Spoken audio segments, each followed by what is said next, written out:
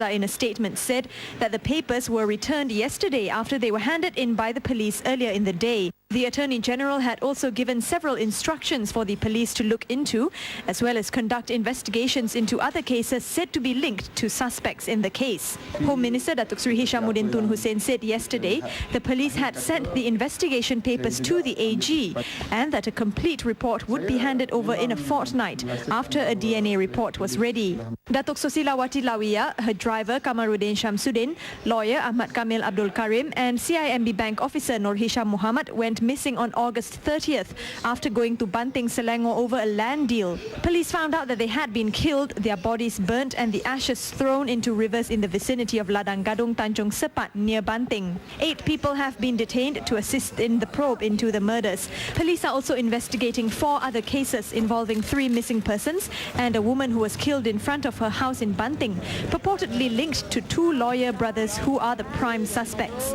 2 of the missing persons are said to be a contractor, Shafiq Abdullah, and a friend of his. Shafiq was reported missing by his family 5 months ago after he's believed to have met one of the lawyers over a business deal. Another of the missing persons is Indian businessman Alal Katan Muturaja of Chennai, who is said to have disappeared after having met the lawyer suspects at the KL International Airport on January 18th.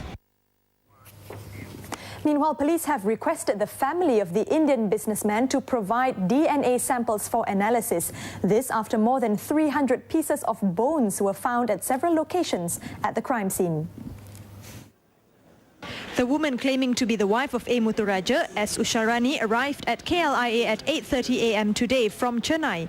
She is in the country to assist with the investigations and also to find out the latest updates concerning her husband's disappearance.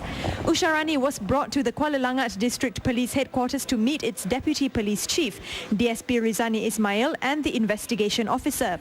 They then departed to the crime scene at Ladang Gadung, the farm which belonged to the main suspect. Usharani was also informed by the police that her husband may have received the same fate as cosmetics millionaire Datuk Sosilawati Lawiya and 3 others who were murdered at the same location.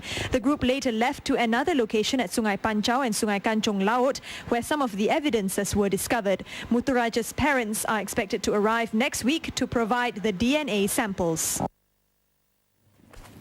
In the meantime, the 8 suspects in Datuk Sosilawati's murder case were brought to the Kuala Lumpur hospital to have their DNA samples taken. The 8, including 2 women who are heavily guarded, arrived at the hospital around 3 p.m. The situation grew a bit tense when police tried to bar the media from taking pictures of the suspects.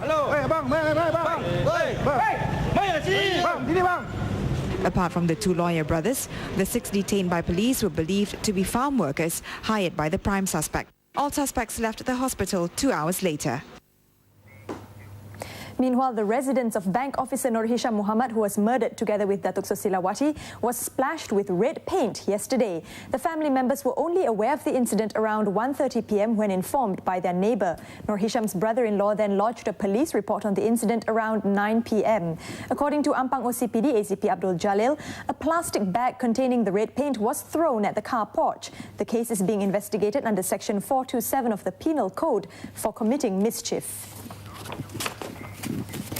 Taxi driver Muhammad Fazli Azri Jamil was sentenced to death by the Shah Alam High Court after finding